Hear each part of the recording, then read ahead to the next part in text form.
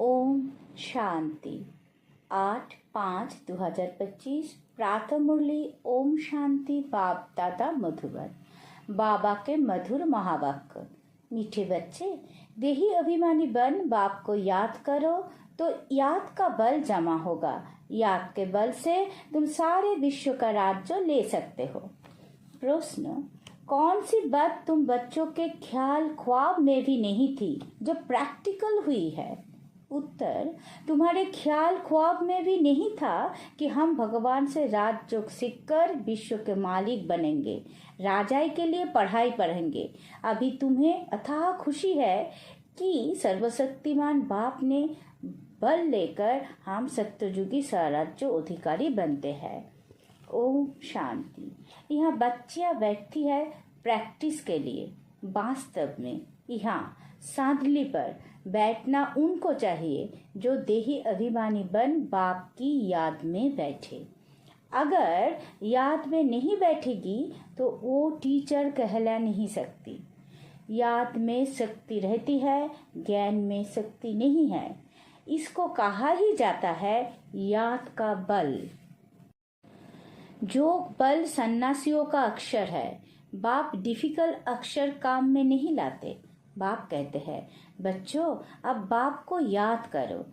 जैसे छोटे बच्चे माँ बाप को याद करते हैं ना, वो तो देहोधारी है। तुम बच्चे हो विचित्र। ये चित्र यहाँ तुमको मिलता है। तुम रहने वाले विचित्र देश के हो, वहाँ चित्र रहता नहीं।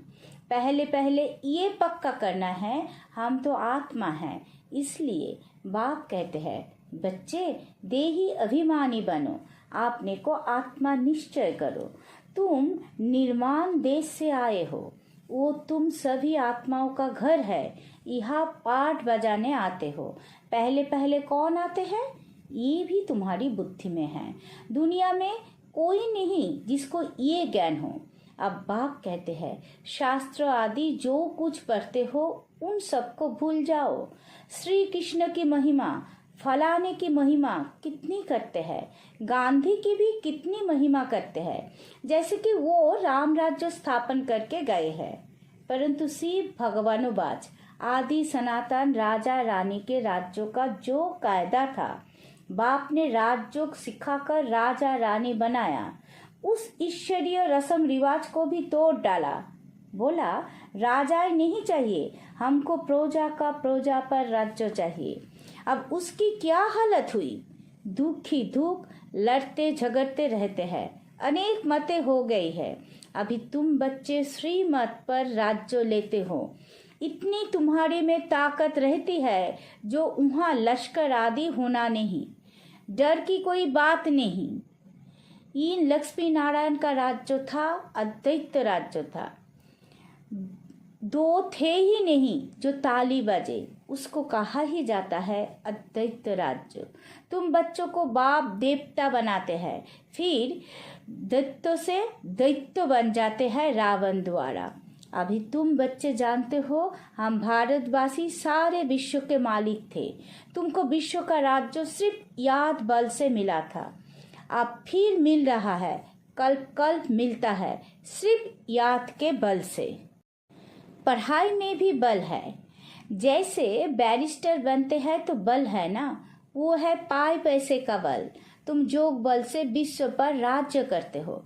सर्वशक्तिमान बाप ने बल मिलता है। तुम कहते हो बाबा हम कल्प कल्प आपसे सत्ययुग का साराज्य लेते हैं, फिर गवाते हैं, फिर लेते हैं। तुमको पूरा ज्ञान मिला है।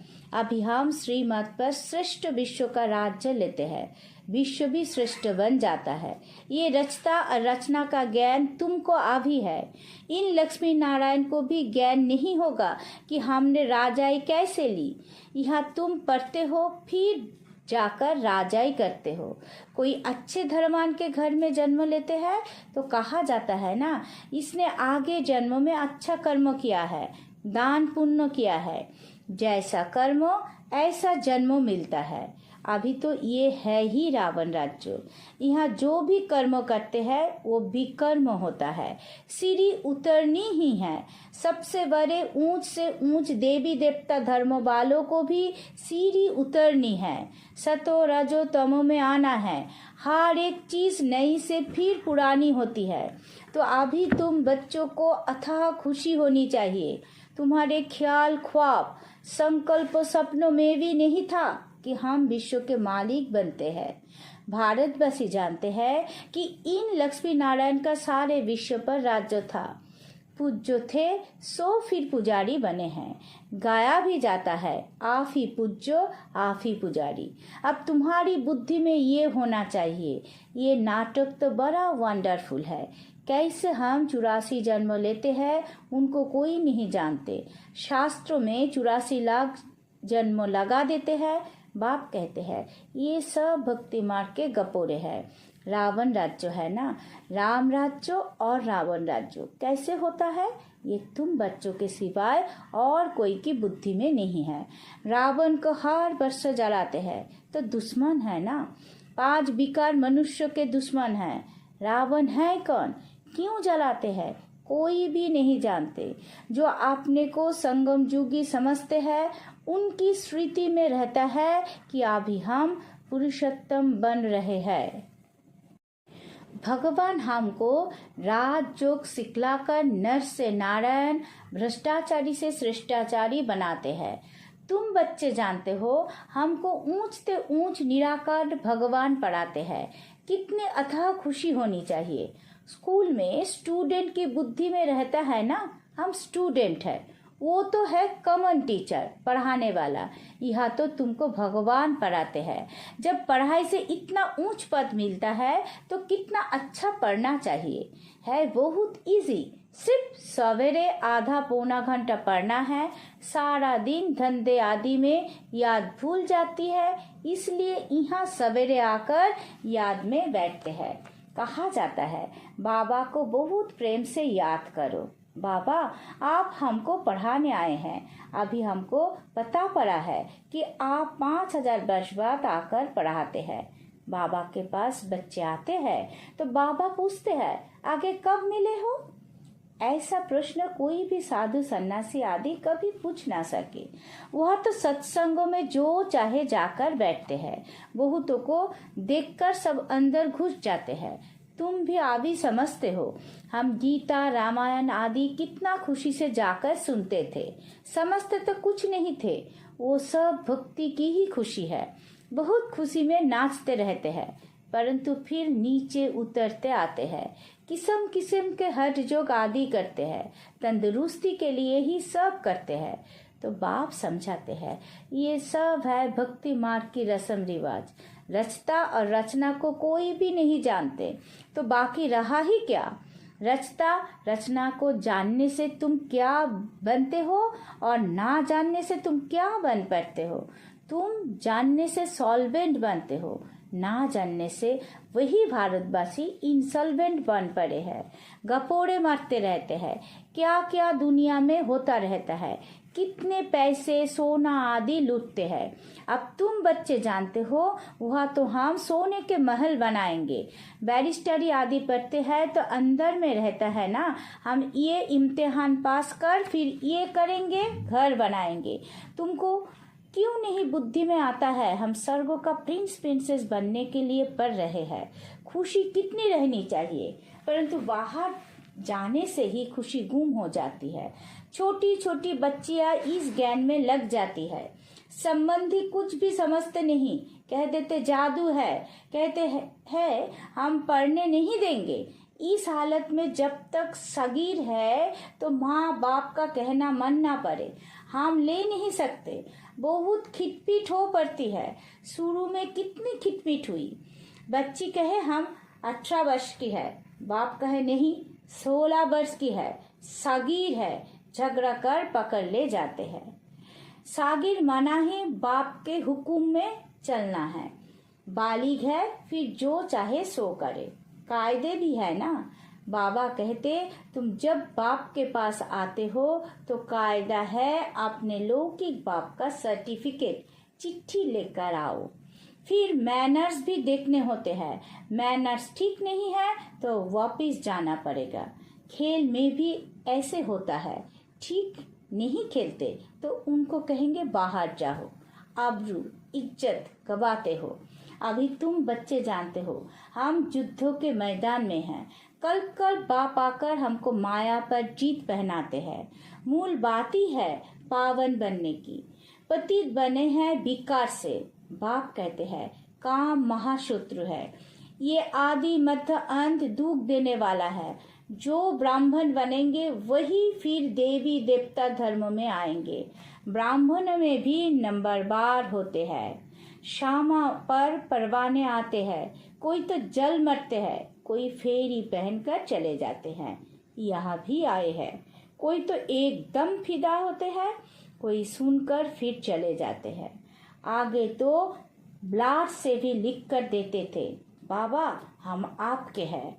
फिर भी माया हरा लेती है। इतनी माया की युद्ध चलती है, इनको ही युद्ध स्थल कहा जाता है। ये भी तुम समझते हो। परमपिता परमात्मा ब्रह्मा द्वारा सभी वेदों शास्त्रों का सार समझाते हैं। चित्र तो ढेर बना दिए है ना। नारद का भी मिसाल इस समय का है। सब कहते हैं हम लक्ष्मी अथवा नारायण बनेंगे। बाप कहते हैं अपने अंदर में देखो, हम लायक है। हमारे में कोई विकार तो नहीं है। नारद भक्त सब है ना। ये एक मिसाल लिखा है। भक्ति मार्ग वाले कहते हैं हम श्री लक्ष्मी को बर सकते हैं। बाप कहते हैं कि नहीं, जब ज्ञान सुने तब सदगति को पा सके। मैं पतित पावन ही सबकी सदगति करने वाला हूँ। अभी तुम समझते हो बाप हमको रावण राज्यों से लिबरेट कर रहे हैं। वो है जिस्मानी यात्रा, भगवानुवाच मन मना भव। बस इसमें धक्के खाने की बात नहीं। वो सब है भक्ति मार्ग के धक्के। आधा कल्प ब्रह्मा का दिन, आधा कल्प है ब्रह्मा की रात। तुम समझते हो हम सब बीके का अभी आधा कल्प दिन होगा। हम सुखधाम में होंगे, वहाँ भक्ति नहीं होगी। अभी तुम बच्चे जानते हो हम सबसे साहूकार बनते हैं तो कितनी खुशी होनी चाहिए। तुम सब पहले रफ पत्थर थे, अब बाप सीरान धार पर चढ़ा रहे हैं। बाबा जोहरी भी है ना। ड्रामा अनुसार बाबा ने रथ भी अनुभवी लिया है, गायन भी है। गांव का छोरा श्री कृष्ण गांव का छोरा कैसे हो सकता है? वो तो सत्ययुग में था। उनको तो झूलों में झुलाते हैं, ताज पहनाते हैं। फिर गांव का छोरा क्यों कहते? गांव के छोरे शाम ठहरे, अभी सुंदर बनने आए हो। बाप ज्ञान की सिरान पर चढ़ाते हैं ना। ये सत्य का संग कल्प में एक ही बार मिलता है, बाकी सब है झूठ संग। इसलिए बाप कहते हैं हियर नो इविल। ऐसी बातें मत सुनो जहाँ हमारी और तुम्हारी ग्लानि करते रहते हैं। जो कुमारियाँ ज्ञान में आती है वो तो कह सकती है कि हमारा बाप की प्रॉपर्टी में हिस्सा है, क्यों ना हम उनसे भारत की सेवा अर्थ सेंटर खोलूं। कन्यादान तो देना ही है, वो हिस्सा हमको दो तो हम सेंटर खोले, बहुतों का कल्याण होगा। ऐसी युक्ति रचनी चाहिए। ये है तुम्हारी ईश्वरीय मिशन। तुम पत्थर बुद्धि को पारस बुद्धि बनाते हो। जो हमारे धर्मों के होंगे वो आएंगे। एक ही घर में देवी देवता धर्म का फूल निकाल आएगा, बाकी नहीं आएंगे। मेहनत लगती है ना। बाप सभी आत्माओं को पावन बनाकर सबको ले जाते हैं। इसलिए बाबा ने समझाया था संगम के चित्र पर ले जाओ। इस तरफ है कलिजुग, उस तरफ है सत्ययुग। सत्ययुग में है देवताएं, कलिजुग में है असुर। इसको कहा जाता है पुरुषोत्तम संगम युग। बाप ही पुरुषोत्तम बनाते हैं। जो पढ़ेंगे वो सत्ययुग में आएंगे, बाकी सब मुक्तिधाम में चले जाएंगे, फिर अपने अपने समय पर आएंगे। ये गोले का चित्र बड़ा अच्छा है। बच्चों को सर्विस का शौक होना चाहिए। हम ऐसी ऐसी सर्विस कर गरीबों का उद्धार कर उनको स्वर्ग का मालिक बनाएंगे। अच्छा, मीठे मीठे सीखी लते बच्चों प्रति माता पिता बाप दादा का याद प्यार और गुड मॉर्निंग। रूहानी बाप की रूहानी बच्चों को नमस्ते। हम सब रूहानी बच्चों की रूहानी माता पिता बाप दादा को याद प्यार गुड मॉर्निंग, नमस्ते नमस्ते नमस्ते। सदा रहेंगे हंसते। शुक्रिया मीठा बाबा, शुक्रिया। धारणा के लिए मुख्य सार। पहला पॉइंट, अपने आप को देखना है। हम श्री लक्ष्मी श्री नारायण समान बन सकते हैं। हमारे में कोई विकार तो नहीं है। फेरी लगाने वाले परवाने हैं या फिदा होने वाले। ऐसे मैनर्स तो नहीं है जो बाप की अबरू इज्जत जाए। दूसरा, अथाह खुशी में रहने के लिए सवेरे सवेरे प्रेम से बाप को याद करना है और पढ़ाई पढ़नी है। भगवान हमें पढ़ाकर पुरुषोत्तम बना रहे हैं। हम संगम युगी है, इस नशे में रहना है। वरदान, सर्वगुणों के अनुभवों द्वारा बाप को प्रत्यक्ष करने वाले अनिब अनुभवी मूर्त भवो। जो बाप के गुण गाते हो उन सर्वगुणों के अनुभवी बनो। जैसे बाप आनंद का सागर है तो उसी आनंद के सागर की लहरों में लहराते हो रहो। जो भी संपर्क में आए उसे आनंद प्रेम सुख सब गुणों की अनुभूति कराओ। ऐसे सर्वगुणों के अनुभवी मूर्त बनो तो आप द्वारा बाप की सूरत प्रत्यक्ष हो, क्योंकि आप महान आत्माएं ही परम आत्मा को अपनी अनुभवी मूर्त से प्रत्यक्ष कर सकते हो। स्लोगन, कारण को निवारण में परिवर्तन कर अशुभ बात को भी शुभ करके उठाओ। अब बैक तो इशारे, रूहानी रॉयल्टी और प्योरिटी की पर्सोनालिटी धारण करो। ब्राह्मणों की लाइफ जीवन का जियादान पवित्रता है। आदि अनादि सर्व ही पवित्रता है। जब स्मृति आ गई है कि मैं अनादि आदि पवित्र आत्मा हूँ, स्मृति आना अर्थात पवित्रता की समर्थी आना। स्मृति स्वरूप समर्थ स्वरूप आत्माएं निजी पवित्र संस्कार वाली है, तो निजी संस्कार को इमर्ज कर इस पवित्रता की पर्सनालिटी को धारण करो।